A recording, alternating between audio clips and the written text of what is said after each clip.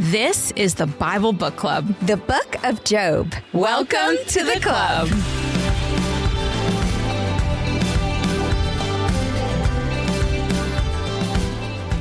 Last episode, in chapters 35 through 37 of Job, Elihu finished his testimony with two final points and a closing argument. He told Job that God is not uncaring, that people cry out in suffering all the time, but most cry for relief from pain, not for God. He told Job that God is powerful, but where Job saw that power was a barrier blocking him from justice. Elihu said, nope, God's power is the guarantee of justice.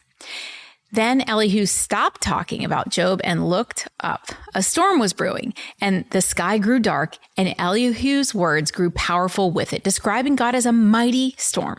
His final words prepared Job for what was coming next, God. And with that, Elihu was no more. He came out of nowhere and he disappeared into nothing. In this episode, Elihu may have disappeared, but the storm did not. It's still building. And if you've been with us on this journey from the beginning, you know what is coming. This will not be the first time God has revealed himself with a storm. This is how he spoke to the Israelites on Mount Sinai and to Elijah when he revealed himself after a storm. And it won't be the last. Part 1, God speaks to Job from the storm. Job chapter 38. Then the Lord spoke to Job out of the storm. He said, "Who is this that obscures my plans with words without knowledge?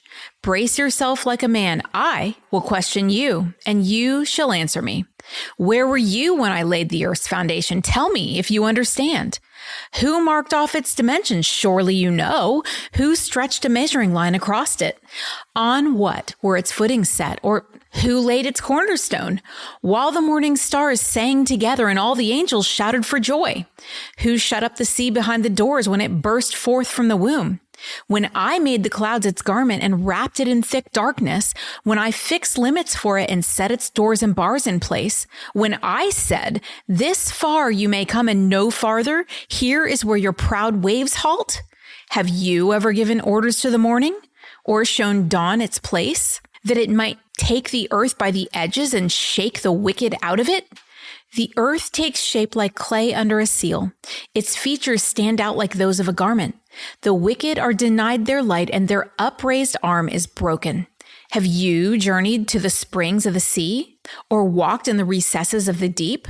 Have the gates of death been shown to you? Have you seen the gates of the deepest darkness?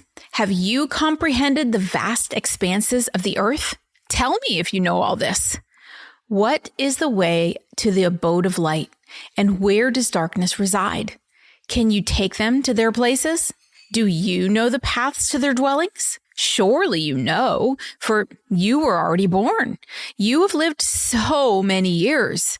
Have you entered the storehouses of the snow or seen the storehouses of hail, which I reserve for times of trouble, for days of war and battle? What is the way to the place where the lightning is dispersed, or the place where the east winds are scattered over the earth?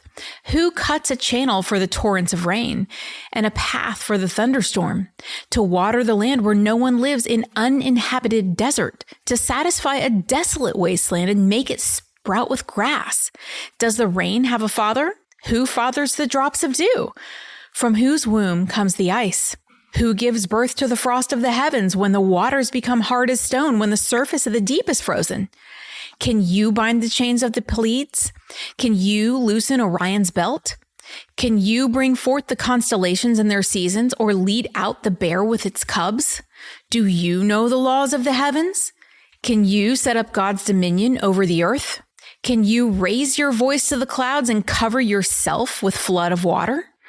Do you send the lightning bolts on their way? Do they report to you, hey, here we are? Who gives the ibis wisdom, or gives the rooster understanding?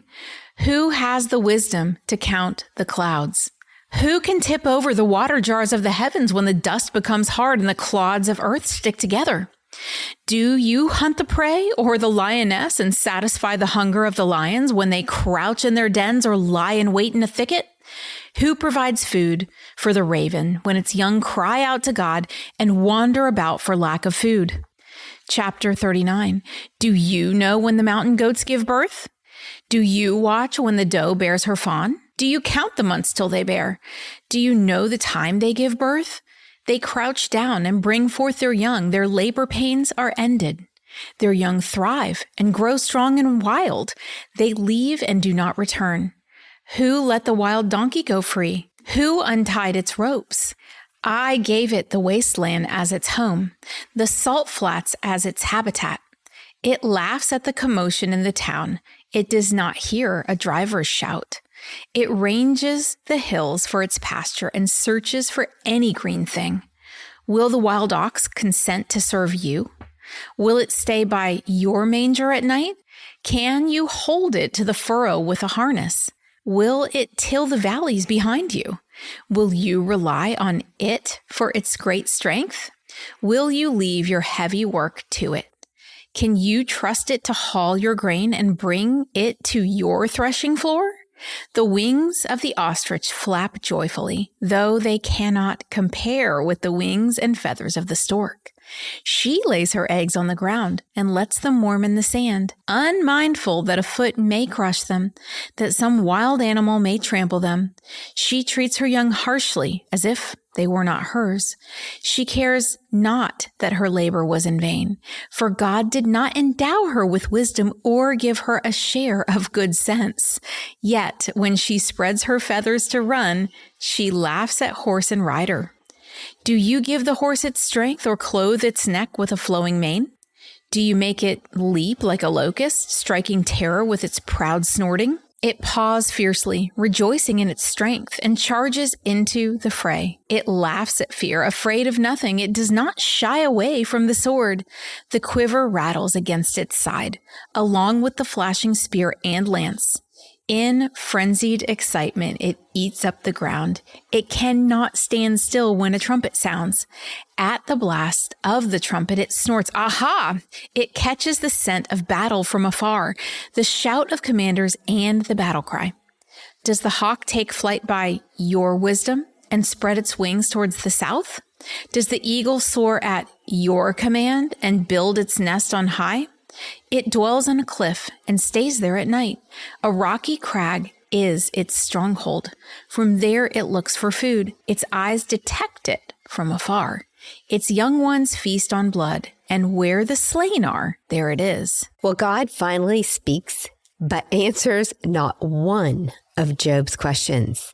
Instead, God asks Job 77 questions in these chapters.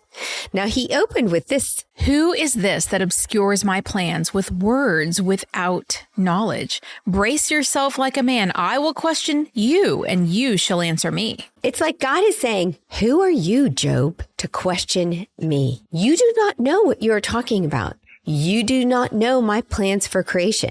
Where were you when I created the world? Were you on the crew that laid the foundations of the earth? Did you contain the sea when it was born? Have you ever walked the depths to the gates of death? Are you able to escort in the light in the morning or darkness or night? Do you know where the weather is kept? In which cupboard? Can you wheel out the constellations each night? When did you feed the lion and the raven? Do you know how to create goats and deer in the womb? Did you set the wild donkey free? Do you know how hawks and eagles fly to great heights? Point made. The answer to all of these questions is no. Job didn't build the world. Job can't run it. And Job can't begin to comprehend it. God conceived, created, and controls it all. And God is not neglecting any of it, including Job. And that's a truth to remember. God does not neglect his creation. And you are a beloved part of his creation. He's in control, and we can trust him. This was the point for Job and for us. In the midst of our suffering, it is not wrong to question. However, if we only question our earthly situation and do not look up to recall God's heavenly glory, we will lose our way, lose our hope, and spiral out into despair and bitterness. We must look up and remember his glorious power. We must cry out to God in prayer and immerse ourselves in his word. Then do it over and over and over. We must wrestle with it as we have seen Job wrestle until you find peace in his presence. Job has been humbled and redirected. And some may see God's words as chastisement. But I would say, what an honor that God cared so much for this tortured man that he made himself known to him personally. Elihu is totally ignored. The friends we will see are in trouble with God. But to Job, God gives what is needed, a revelation of himself, so that his righteous servant Job can be at peace with his suffering. Part 2. Job acknowledges his mistake. Chapter 40. The Lord said to Job, "Will the one who contends with the Almighty correct him? Let him who accuses God answer him." Then Job answered the Lord, "I am unworthy. How can I reply to you? I put my hand over my mouth. I spoke once, but I have no answer. Twice, but I will say no more." Job silences himself. He clearly sees what he didn't see clearly. He is not in a position to question God. There is no way he can know what God knows. And this is what I love about this man. He is not above correction. Despite being the greatest man in the East, he was not prideful. And here he is, almost childlike in awe of the Lord. He covers his mouth with his hand just to make sure that he doesn't say another word. It's a vision for us to emulate. Can we picture ourselves as children before the Almighty, all-knowing God? It would go a long way in helping us get past us. Set aside all pride and self-knowledge and approach God with a childlike trust. Part 3. God is not done. He wants more. So far, God has questioned Job for answers on cosmology, astronomy, meteorology, and even zoology. Basically all aspects of his creative genius in that long monologue that Heather read. Job had not one answer. Now, God continues by challenging Job's power over creation or lack thereof. And he asked Job to imagine himself as God. How would Job control the universe?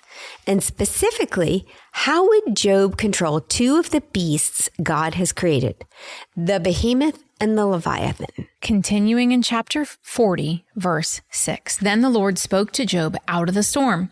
"Brace yourself like a man. I will question you, and you shall answer me. Would you discredit my justice? Would you condemn me to justify yourself? Do you have an arm like God's, and can your voice thunder like his? Then adorn yourself with glory and splendor, and clothe yourself in honor and majesty. Unleash the fury of your wrath.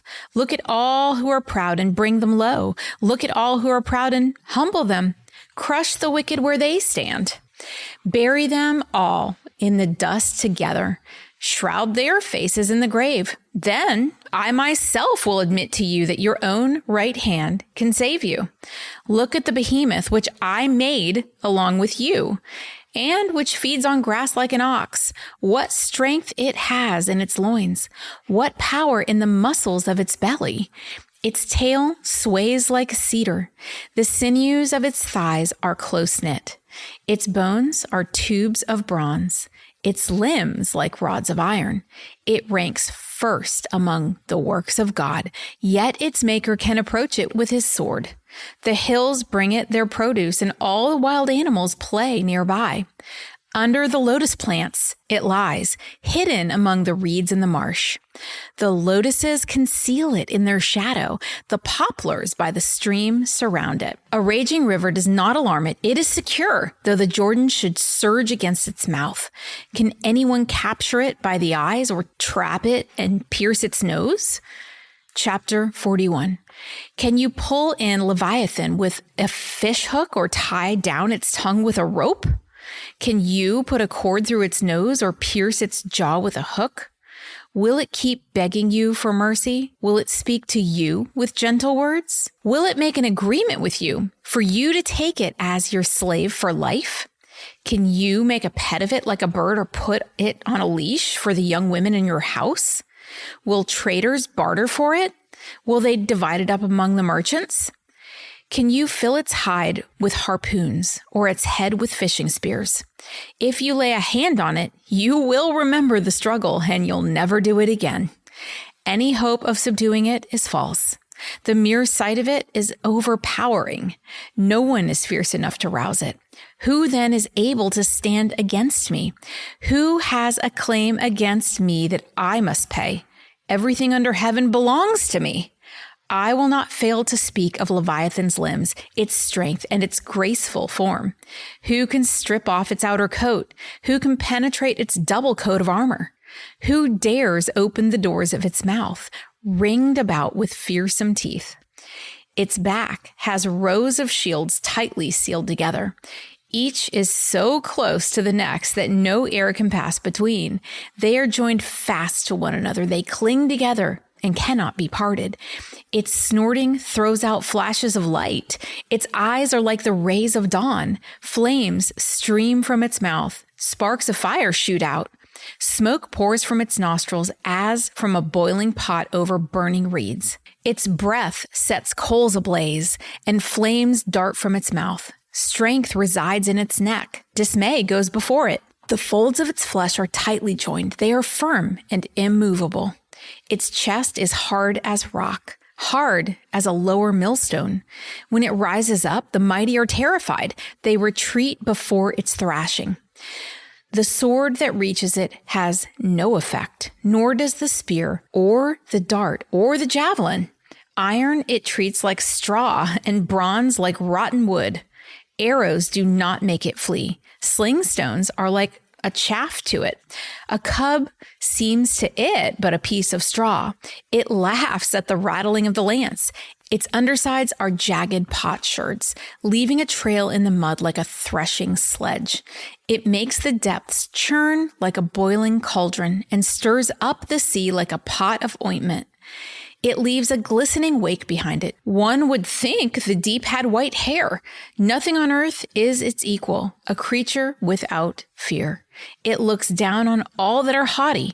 It is king over all that are proud. Okay, this is an aside, but listening to the commentators talk about why they think this is a crocodile, you know how their eyes are like rays of dawn? You know, they're like slits and they're kind of gold. And then, you know how when it snorts water, the vapor goes up, and they said the sun catching that vapor would look like whatever it described in here. I can't remember. It as fire coming out of its nostrils. Yes. It was such a poetic description of a crocodile, but knowing we have alligators here, I get it. Yeah, I was thinking that it was an alligator too. Yeah. All right. The first beast is the behemoth, most likely the hippopotamus, based on the description. It eats grass and possesses great strength.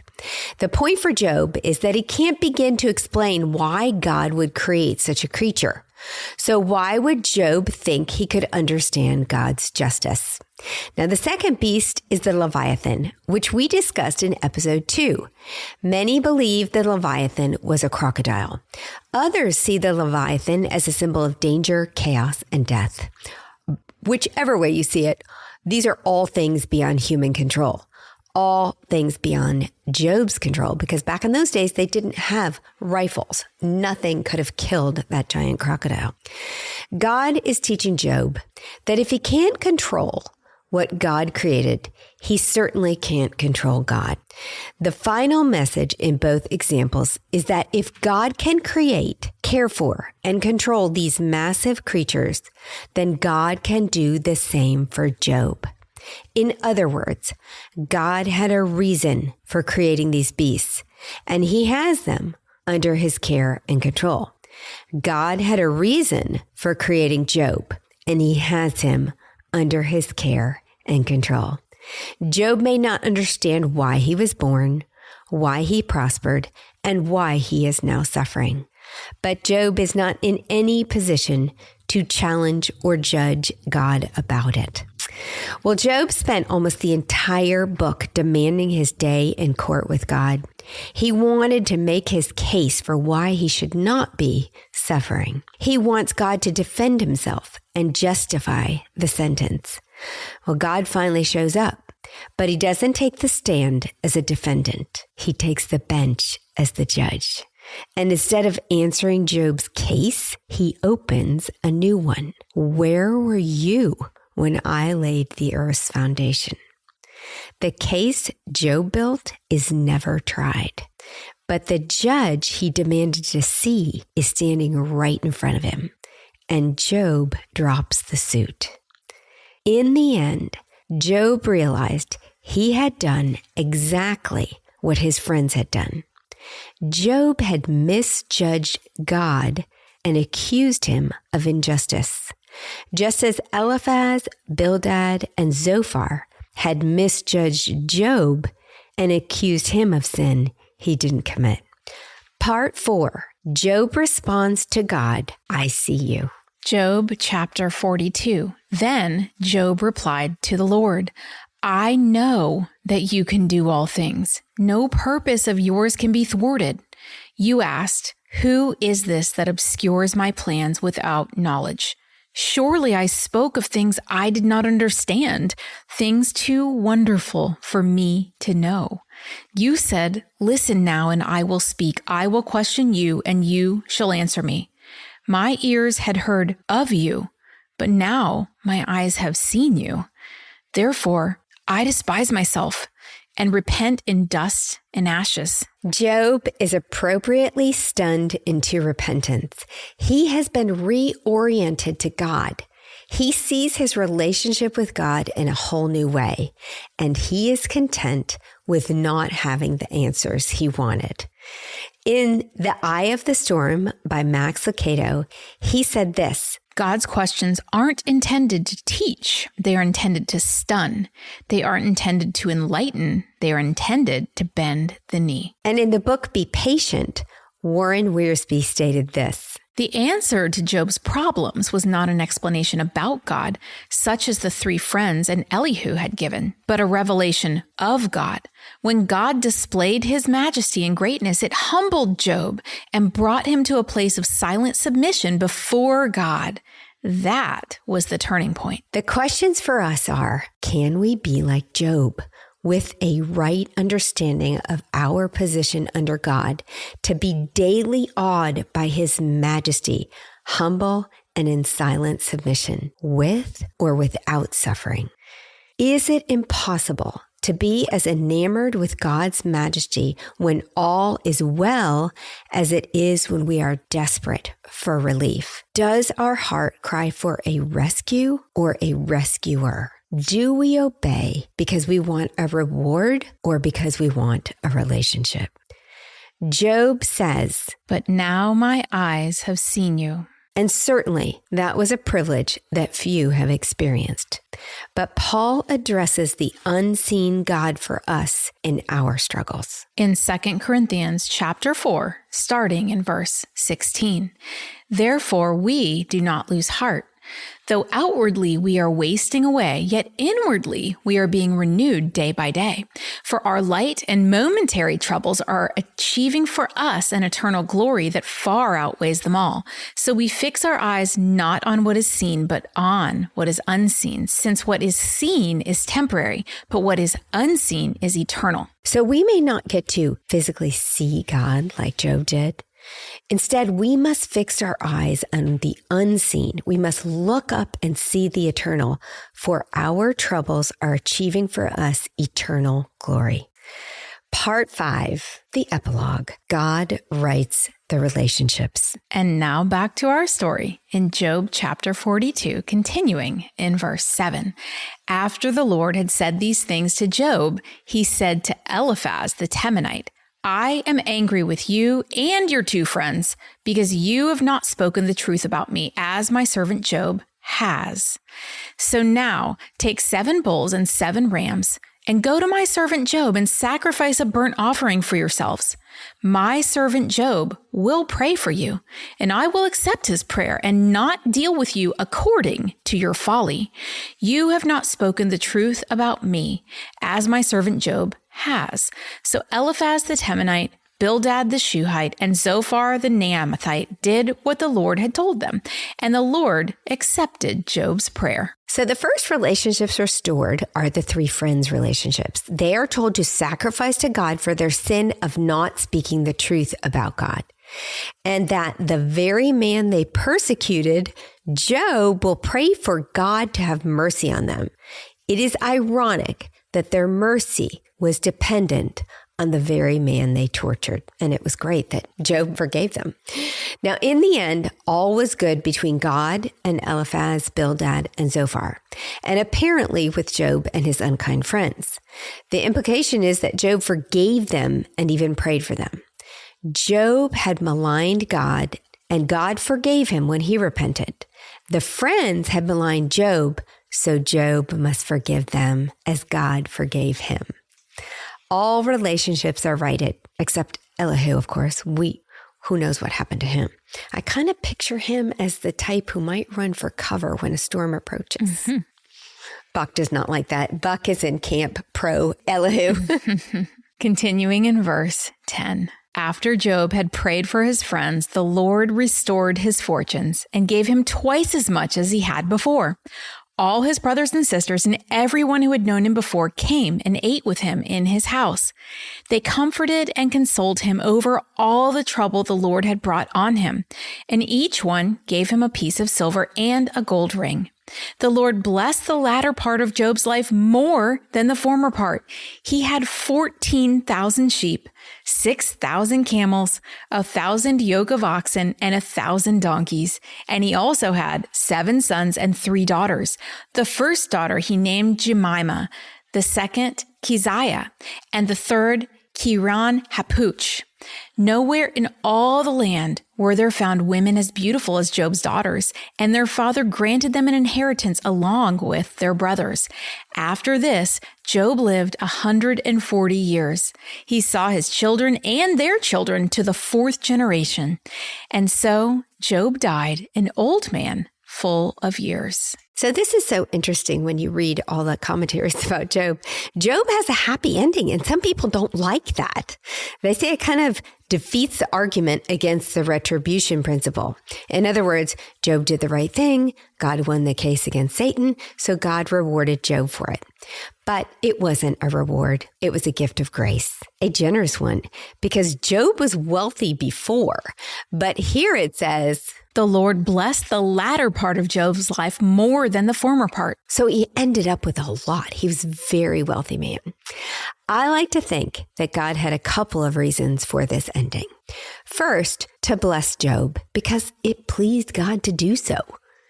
Second, to entertain the heavenly host by annoying Satan, because Satan was probably so mad to lose this case. Satan had accused Job of transactional faith.